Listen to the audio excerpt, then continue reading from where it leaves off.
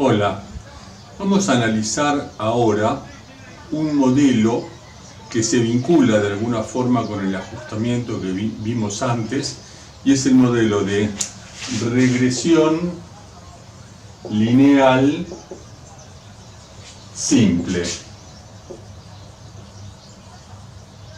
Simple básicamente es porque estamos usando una variable independiente sola. Lineal porque estamos pensando que el vínculo entre una variable y otra es la línea recta, y básicamente la diferencia que tiene este modelo versus el de ajustamiento que hicimos antes está en que incorporamos un elemento aleatorio al comportamiento de la variable y. Por ejemplo, si tenemos datos de la variable x y la variable y observados conjuntamente, grafiquémoslos. Por ejemplo, nos quedaría algo a lo mejor así: x e y. Quizás sean estos valores, estos datos. Quizá la recta de ajuste haya sido algo así. Y lo que vimos antes es que las diferencias estas, en definitiva, eran las diferencias entre las y. Por ejemplo, y observada y esta, que es la y estimada. Ahora bien, lo que hacíamos era suponer que el vínculo funcionalmente era y es igual a más bx. Sin embargo, lo que vamos a incorporar ahora es un factor aleatorio que va a alcanzar a explicar de alguna forma el alejamiento de los valores observados respecto de la recta. Porque si este modelo y es igual a más bx fuera realmente el que explicara el comportamiento entre x e y, los puntos tendrían que estar todos sobre la recta, y no lo están. ¿A qué se debe? A que esta parte de este modelo es lo que se llama la parte determinística, y lo que faltaría es incorporar una componente aleatoria. Esa componente la simbolizamos con una epsilon sub i. En definitiva, ahora la y sub i queda de alguna forma como resultado de una parte determinística y una componente aleatoria.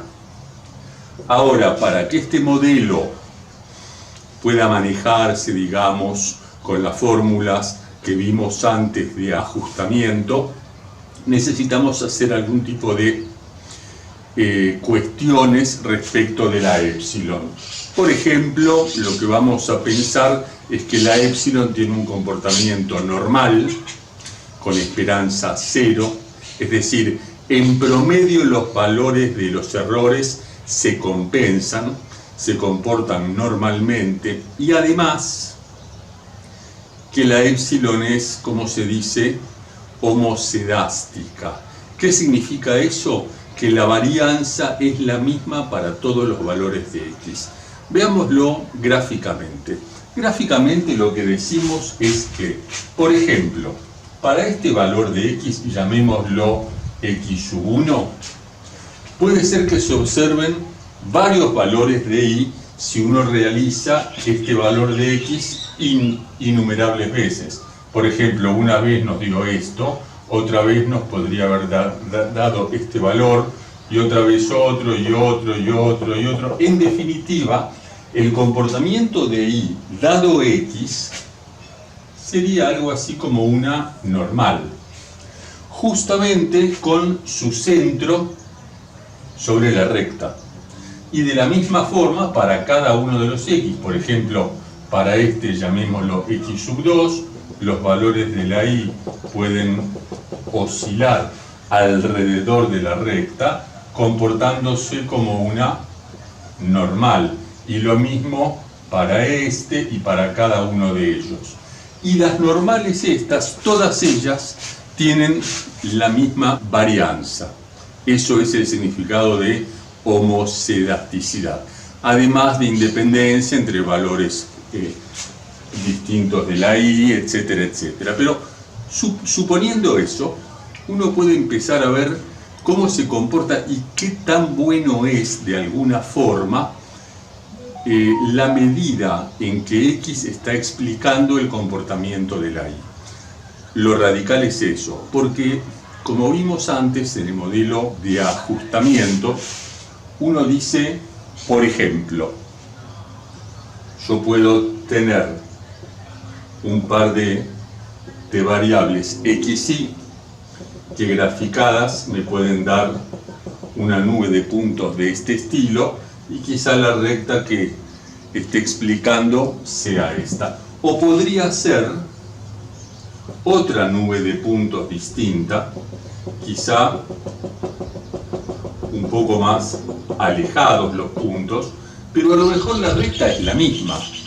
Entonces, tener el comportamiento de la variable X e Y no alcanza con conocer cuáles son los parámetros de las rectas, porque a lo mejor para dos rectas idénticas el comportamiento de la Y para un valor de X no se comporta de la misma forma, como por ejemplo vemos, ¿no es cierto? En este caso los puntos se reúnen más alrededor de la recta, en este caso los puntos se dispersan más alrededor de la recta. ¿Qué significa eso? Que en este caso el vínculo entre X e Y es más intenso, es decir, la X explica más la variabilidad de la Y, que en este caso, que a lo mejor hay otros elementos, todos dentro, reunidos todos dentro del épsilon este. Lo que tenemos que ver entonces es una medida de cuán bueno es el vínculo entre una variable y otra. Para eso vamos a hacer un poquito de cálculos. Vamos a ver si nosotros graficásemos, por ejemplo,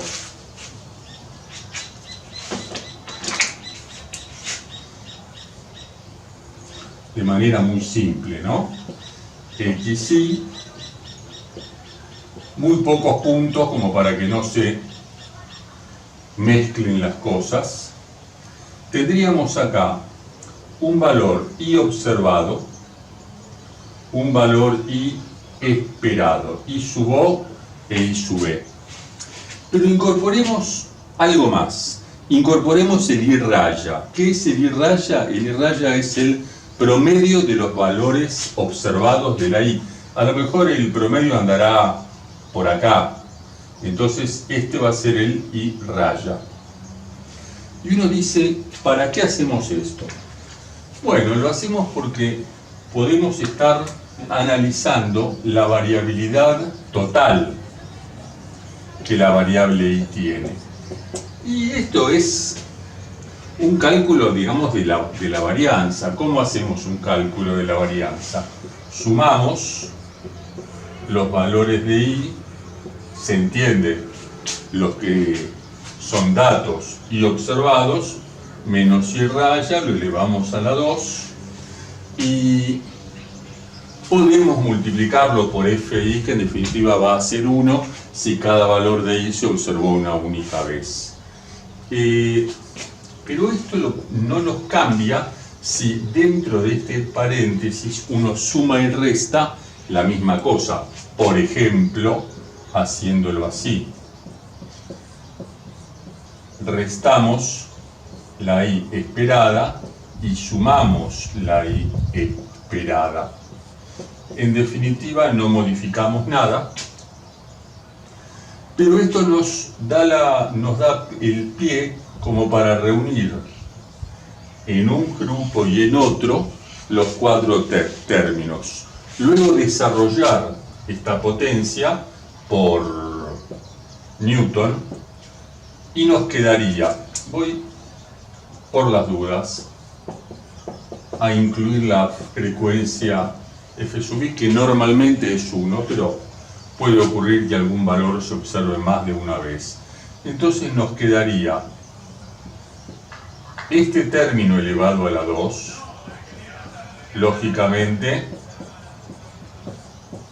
con la sumatoria y el FI. más el segundo término elevado a la 2,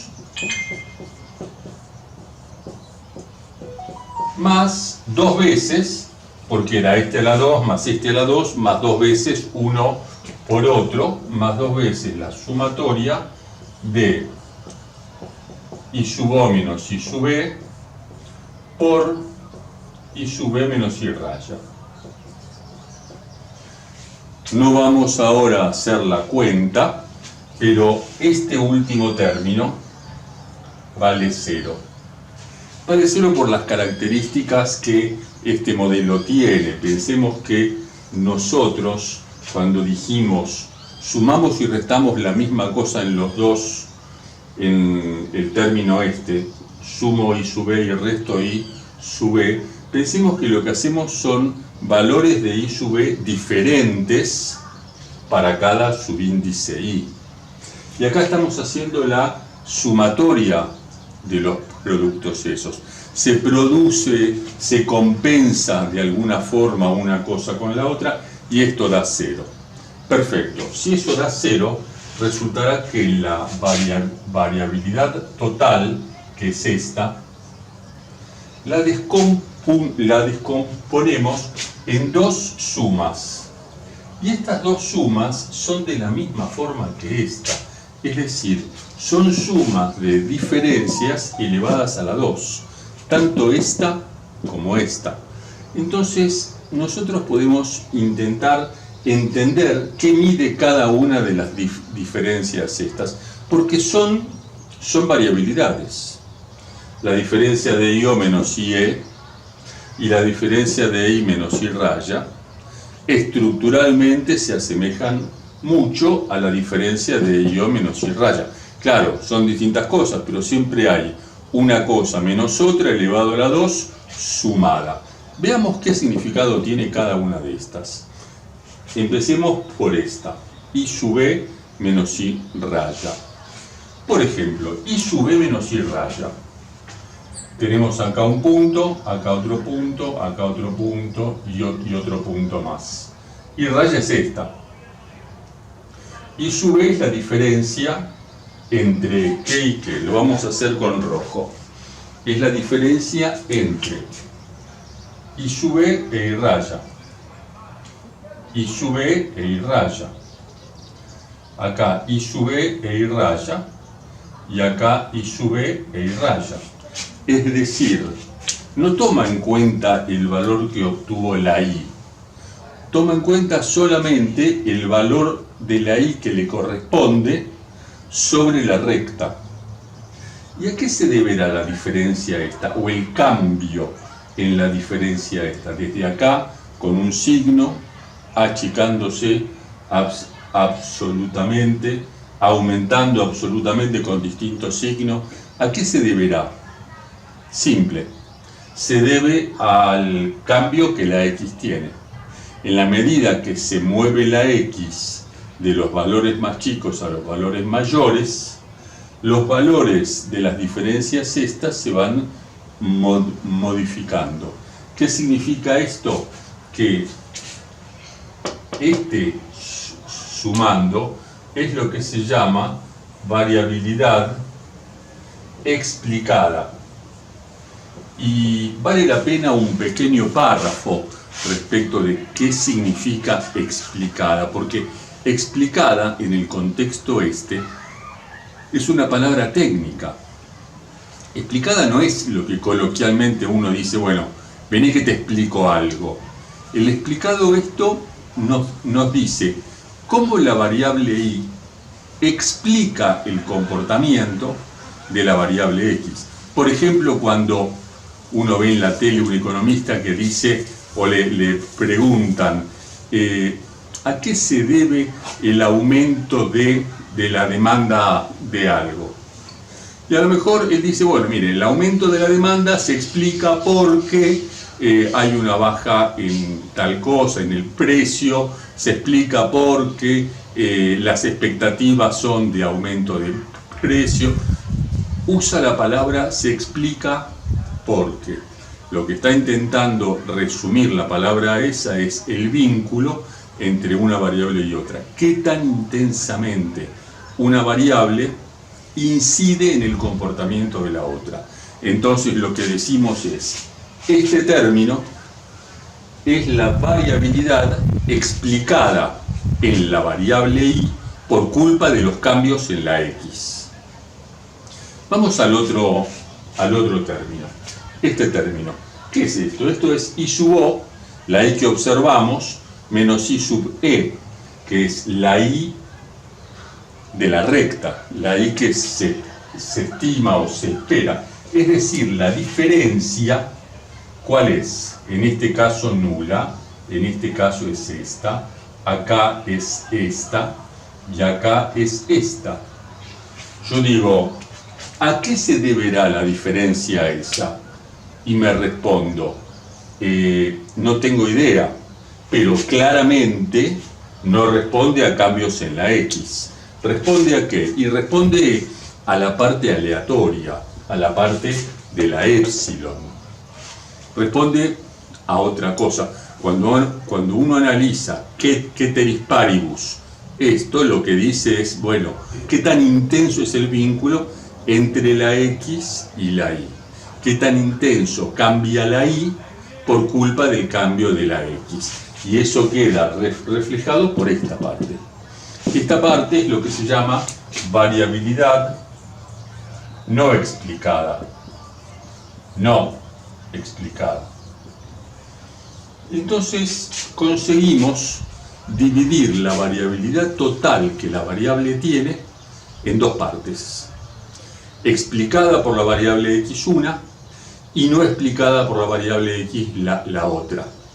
Maravilloso. Entonces lo que podemos hacer es ver qué porcentaje de la variabilidad total que la variable y tiene es explicada por la variable x. Y eso es lo que se llama coeficiente de determinación. Vamos a borrar aquí, simplemente por una cuestión de espacio, y uno dice, el coeficiente de determinación